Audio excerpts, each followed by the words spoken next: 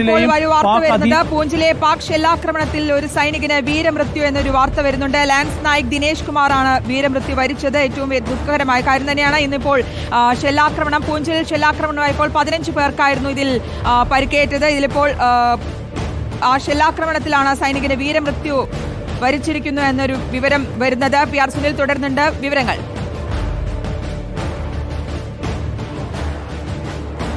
ശ്രുതി, എന്തായാലും പൂഞ്ചിൽ രാവിലെ പാക് സേന നടത്തിയ ഷെല്ലാക്രമണത്തിൽ 13 പേരാണ് കൊല്ലപ്പെട്ടത്. 50 പേർക്ക് പരിക്കേൽക്കുകയും ചെയ്തു. ഏതായാലും ഈ ഒരു ആക്രമണത്തിലാണ് ഒരു സൈനികന് ഇപ്പോൾ പരിക്കേറ്റ ഒരു സൈനികൻ വീരമൃത്യു വരിച്ചിരിക്കുന്നത്. ഏതായാലും രാവിലെ സാധാരണ ജനങ്ങൾ താമസിക്കുന്ന കേന്ദ്രങ്ങളിലേക്കാണ് രാവിലെ പാകിസ്ഥാൻ ഷെല്ലാക്രമണം നടത്തിയത്. മോട്ടാർ ഷെല്ലുകളാണ് ഈ മേഖലയിലൊക്കെ തന്നെ വന്ന് പതിച്ചത്. നിരവധി സാധാരണക്കാരായ മനുഷ്യരാണ് ഈ ഒരു ആക്രമണത്തിന് ഇരയായത്. അവിടെ നിന്നുള്ള ദൃശ്യങ്ങളൊക്കെ തന്നെ അതിഭീകരമായ കാഴ്ചകളാണ്. ഏതായാലും 13 പേർ ഈ ആക്രമണത്തിൽ കൊല്ലപ്പെട്ടിരുന്നു. ഏതായാലും ആ ഒരു ആക്രമണത്തിൽ പരിക്കേറ്റ ഒരു സൈനികൻ കൂടി ഇപ്പോൾ വീരമൃത്യു വരിച്ചിരിക്കുകയാണ്. അങ്ങനെ പാകിസ്ഥാൻ ഈ സാധാരണ മനുഷ്യർ താമസിക്കുന്ന കേന്ദ്രങ്ങൾ ലക്ഷ്യം വെച്ച് നടത്തിയ ആക്രമണത്തിലാണ് ഒരു സൈനികൻ കൂടി ഇപ്പോൾ വീരമൃത്യു വരിച്ചിരിക്കുന്നത്. 13 പേർ ഇവിടെ കൊല്ലപ്പെട്ടിട്ടുണ്ടായിരുന്നു. 50 പേർക്ക് പരിക്കേൽക്കുകയും ഒക്കെ തന്നെ ചെയ്തിരുന്നു. PR സുനിൽ, അതിർത്തിയിലടക്കം വളരെ കനത്ത സുരക്ഷയടക്കം ഒരുക്കിയുള്ള നീക്കങ്ങളാണ് നടക്കുന്നത്. നമുക്കറിയാം, സ്വാഭാവികമായിട്ടും ഈ ഒരു തിരിച്ചടിയിലേക്ക് എത്തുമ്പോൾ 15-ാം ദിവസത്തിൽ ഇന്ത്യ പാകിസ്ഥാന് തിരിച്ചടി നൽകുന്ന ഒരു ഘട്ടത്തിൽ അതിന്റേതായ ഒരുക്കങ്ങളെല്ലാം നടത്തിയിട്ടുണ്ടായിരുന്നു. എന്തായാലും അതിനൊപ്പം തന്നെ പാകിസ്ഥാന്റെ നീക്കങ്ങളും സസൂക്ഷ്മം നിരീക്ഷിക്കുകയും ചെയ്യുന്നുണ്ട്.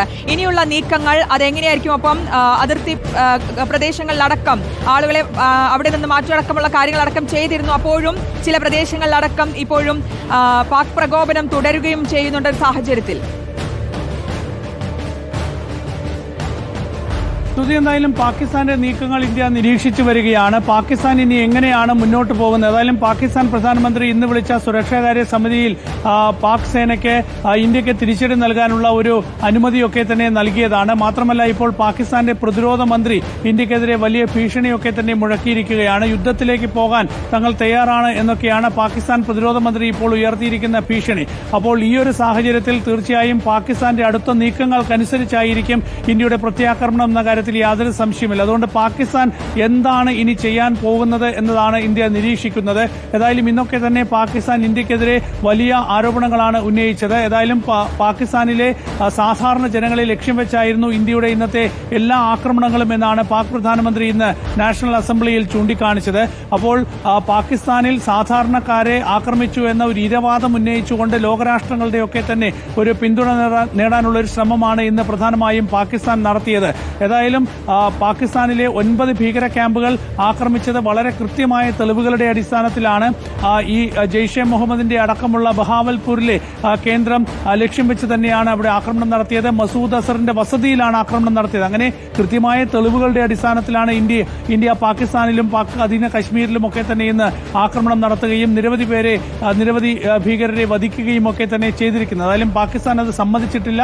ഏതായാലും സാധാരണ ജനങ്ങളെ, സ്ത്രീകളെ, കുട്ടികളെയൊക്കെ തന്നെ ഇന്ത്യ വധിച്ചു. അതിന് തിരിച്ചടി നൽകും എന്നാണ് പാകിസ്ഥാന്റെ ഇപ്പോഴത്തെ നിലപാട്. അപ്പോൾ പാകിസ്ഥാൻ എന്ത് നിലപാട് ഇനി സ്വീകരിക്കുന്നു എന്നതനുസരിച്ചായിരിക്കും ഇന്ത്യയുടെ ഇനിയുള്ള നീക്കങ്ങൾ. ആ സാഹചര്യങ്ങൾ ഇന്ത്യ നിരീക്ഷിച്ചു വരികയാണ്. കര, വായു, വ്യോമ സേനകളുടെയൊക്കെ, നാവികസേനകളുടെ ഒക്കെ തന്നെ ശക്തമായ സുരക്ഷാ സംവിധാനങ്ങൾ ഏർപ്പെടുത്തിയിട്ടുണ്ട്.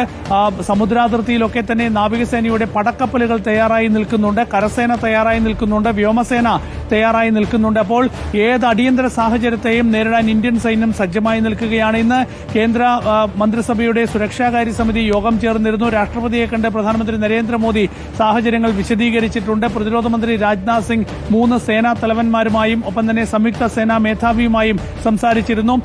ദേശീയ സുരക്ഷാ ഉപദേഷ്ടാവ് അജിത് ഡോവൽ ഇടവേളകളില്ലാതെ പല യോഗങ്ങളിലും പങ്കെടുക്കുന്ന ഒരു സാഹചര്യമൊക്കെ തന്നെയുണ്ട്. ഏതായാലും ലോകരാഷ്ട്രങ്ങളെ ഈ കാര്യങ്ങളൊക്കെ തന്നെ ബോധ്യപ്പെടുത്തി പാകിസ്ഥാന്റെ നീക്കങ്ങൾ വ്യക്തമായി തിരിച്ചറിഞ്ഞ് അത് നിരീക്ഷിച്ച് ശക്തമായ പ്രതിരോധം തീർക്കുക തന്നെയാണ് ഇനി ഇന്ത്യയുടെ നീക്കം.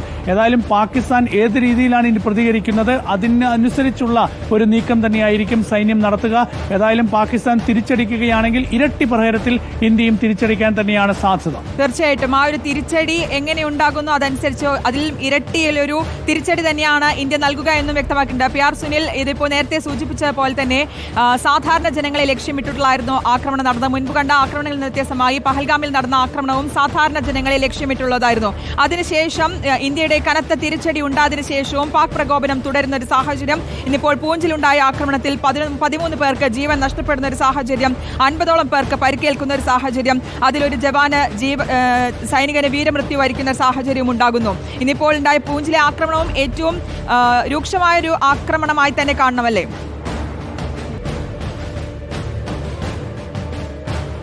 തീർച്ചയായും പാകിസ്ഥാൻ വലിയ പ്രകോപനമാണ് ഇന്ന് അതിർത്തിയിൽ നടത്തിയത്. ആ പ്രകോപനത്തിന്റെ ഭാഗമായാണ് ഇന്ന് അതിർത്തിയിൽ ടാങ്ക് ഉൾപ്പെടെയുള്ളവ വെച്ച് ആക്രമിച്ചു എന്നാണ് ഇപ്പോൾ ലഭിക്കുന്ന സൂചനകൾ. അങ്ങനെ വലിയൊരു പ്രകോപനം അതിർത്തിയിൽ കാണിക്കുകയും വെടിനിർത്തൽ കരാർ ലംഘിച്ചുകൊണ്ട് ജനവാസ മേഖലയിലേക്ക് ഷെല്ലുകൾ തൊടുക്കുകയുമായിരുന്നു. ആ ഒരു ഷെല്ലാക്രമണത്തിലാണ് ഇന്ത്യൻ ഭാഗത്ത് 13 പേർ ഇന്ന് കൊല്ലപ്പെട്ടത്. അതിലൊരു ജവാൻ വീരമൃത്യു വരിക്കുകയും ഒക്കെ തന്നെ ചെയ്തിട്ടുണ്ട്. 57 പേർക്ക് പരിക്കേറ്റു എന്നാണ് ഇപ്പോൾ ഏറ്റവും ഒടുവിൽ വരുന്ന വിവരം. ഏതായാലും ഈ ജനവാസ കേന്ദ്രങ്ങളിൽ നിന്നൊക്കെ നമ്മുടെ പ്രതിനിധി ആദിൽ പാലോട് അതിന്റെ ദൃശ്യങ്ങളൊക്കെ തന്നെ കാണിച്ചതാണ്. അതിഭീകരമായിരുന്നു അവിടുത്തെ കാഴ്ചകൾ. സാധാരണ ജനങ്ങൾ വളരെ ചെറിയ നിലവാരത്തിലൊക്കെ തന്നെ ജീവിക്കുന്ന ചെറിയ തൊഴിലാളികളായ മനുഷ്യന്മാരുടെ വീടുകൾ ലക്ഷ്യം വെച്ചാണ് ഈ ആക്രമണം നടന്നത്. വീടുകളൊക്കെ തന്നെ തകർന്നടിഞ്ഞ ഒരു കാഴ്ചയാണ്. കുട്ടികളുമൊക്കെ തന്നെ മരിച്ചിട്ടുണ്ട്, സ്ത്രീകൾ മരിച്ചിട്ടുണ്ട്. അങ്ങനെ 13 പേരാണ് ഈ ഒരു ആക്രമണത്തിൽ കൊല്ലപ്പെട്ടത്. അതിലൊരാൾ സൈനികനാണ്. അപ്പോൾ ഒരു സൈനികൻ കൂടി ഇന്ന് വീരമൃത്യു വരിച്ച ഒരു സാഹചര്യമുണ്ട്. ഏതായാലും പാകിസ്ഥാന്റെ പ്രകോപനം തുടരുകയാണെങ്കിൽ തീർച്ചയായും ശക്തമായി തിരിച്ചടിച്ച് മുന്നോട്ട് പോകാൻ തന്നെയാണ് ഇന്ത്യയുടെ തീരുമാനം. അതിനുള്ള എല്ലാ നീക്കങ്ങളും ശക്തമാക്കിയിട്ടുണ്ട്. ജമ്മു കാശ്മീരിലെ 10 ജില്ലകളിൽ എല്ലാ ജില്ലകളിലും ഇപ്പോൾ കൺട്രോൾ റൂം തുറന്നുള്ള പ്രവർത്തനവും ഇന്ത്യ സജീവമാക്കിയിട്ടുണ്ട്. പ്രതിരോധ മന്ത്രി രാജ്നാഥ് സിംഗ് ഒരുപക്ഷെ അടുത്ത ദിവസങ്ങളിൽ ജമ്മു കാശ്മീർ സന്ദർശിക്കാനുള്ള സാധ്യതയുമുണ്ട്.